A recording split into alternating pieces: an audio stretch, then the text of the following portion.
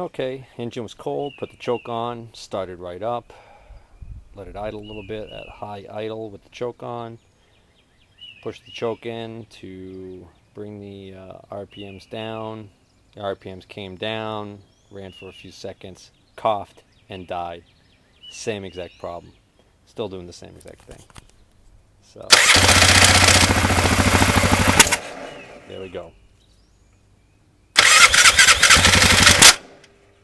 Oh, that didn't sound good at all.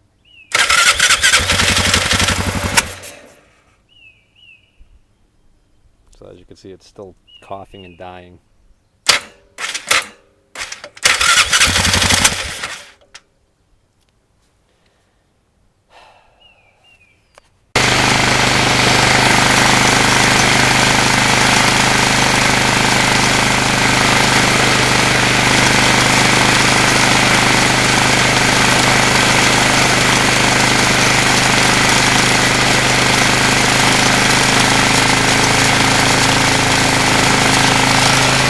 That's the choke partially on.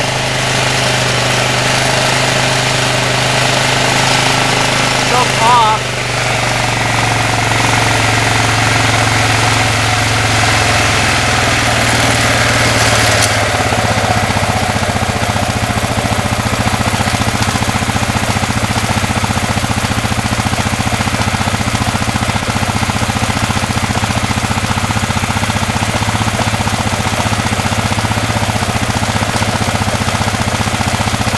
Oh, we might have something here.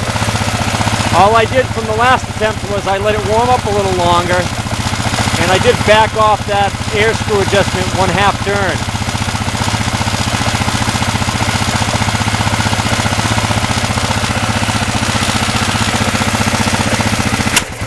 Oh! There we go. Well, needless to say, this is the point where I usually feel like taking a hammer and bashing on something. All right, one more 1/2 turn out on the pilot screw.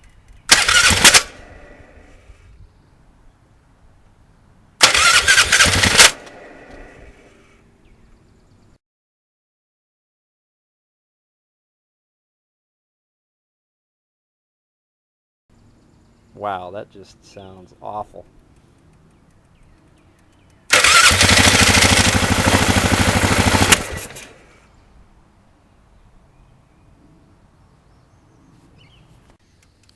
Okay, engine's warmed up now and just stalled, and see what happens when I try and start it. That didn't even go 5 seconds.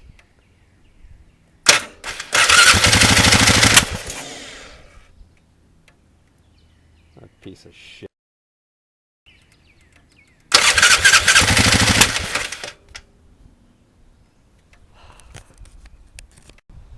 Still working this problem, and decided that based on some advice that I got online, that I should recheck my valve clearance.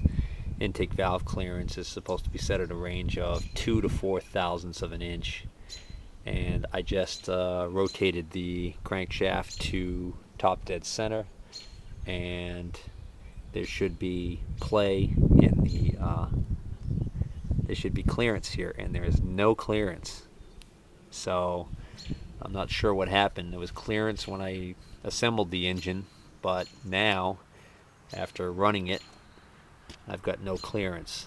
I'm going to double check. I'm going to rotate the crankshaft 1 full turn counterclockwise back to top dead center and recheck again just to make sure, but it sure seems like my clearance has gone away, and that's probably part of my problem.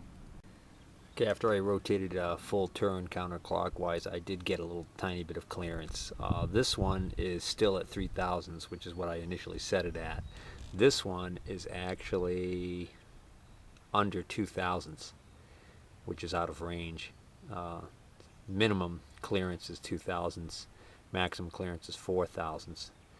So this one is definitely tightened up. Chances are what happened is that little square head turned a little bit when I was tightening the nut down, although I thought I checked it afterwards, but I'm going to have to reset this one. And then just for good measure, I'm going to reset both of these to 4,000ths, the high end of the limit. Now, if you were a true Yamaha mechanic, you'd have the special tool that actually holds onto the top of these adjusters. But I read on a forum about a guy who said that a Robertson head screw fits perfect on there. So I went and didn't have an exact Robertson head, but I had one of those.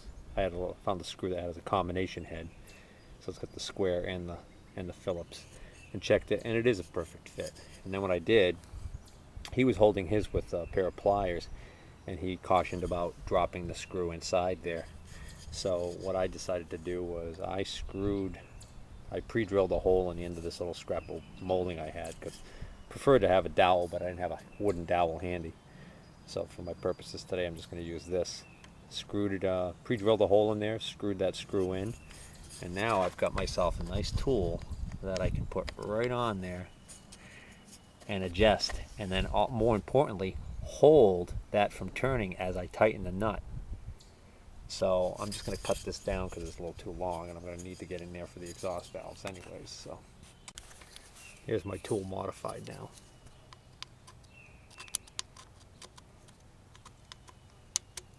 It's right on there.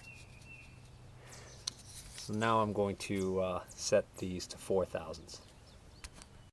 Okay, range on the exhaust valves is supposed to be between 5 and 7,000ths. I had initially set them to 6. This one is still set at 6.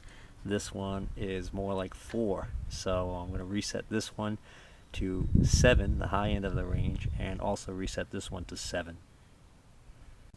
Okay, modified my tool by whittling it down to a narrow diameter so that I can get in, because of the way that the cover covers most of this right here. So now I've got both exhaust valves set to 7,000ths, which these are a pain in the ass because of the way that the feeler gauge has to get kind of bent down into there, and that kind of puts upward pressure on the feeler gauge, which makes it kind of want to give you a false reading, but it feels good. Now that I've got my valve clearance reset, before I start the engine and see if it's solved my issues, I'm going to reset the pilot air screw adjustment on the bottom of the carburetor back to its initial suggested starting position of 3.5 turns out.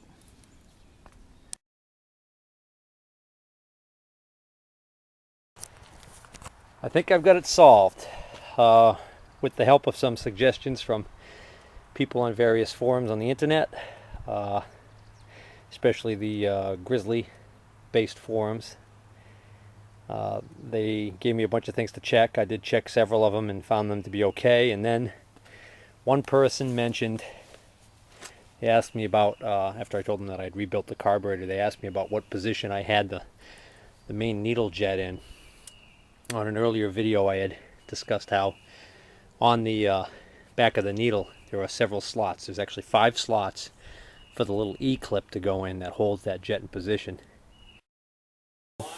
And I believe the new kit actually comes with a new needle, so we'll probably be changing that out anyway. Now, this needle, when you put it back together, there's actually a little tiny C-clip or E-clip that holds this needle onto this little plastic piece.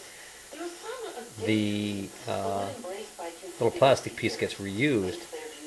The needle has more than one slot on it, and you want to make sure when you put this back together, you put this back together identical, because if you actually move that E-clip or C-clip into a different slot, you're actually going to change. It's actually an alignment in the carburetor that you're going to change. And each one of those corresponds to a different setting. And when I took the old one apart, I had taken the E-clip off, and I had counted how many slots there were, and I had the number 3 in my head. And when I went to put it back together, I inadvertently put the clip in the 3rd slot out of the 5, which is the exact middle slot. And so I decided to check and see whether or not I had done that wrong.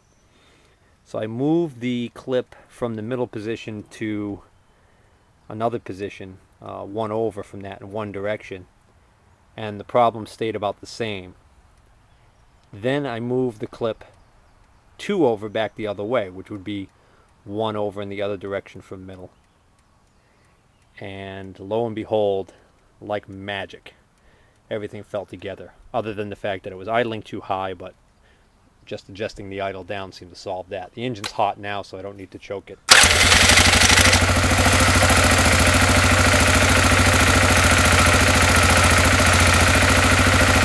And I reconnected the throttle cable.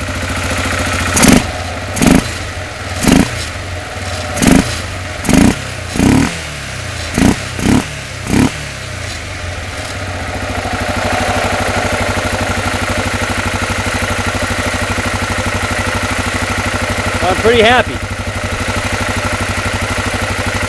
Now, this thing had taken a bath, been dumped into a pond or a lake, and that's when all of its troubles began.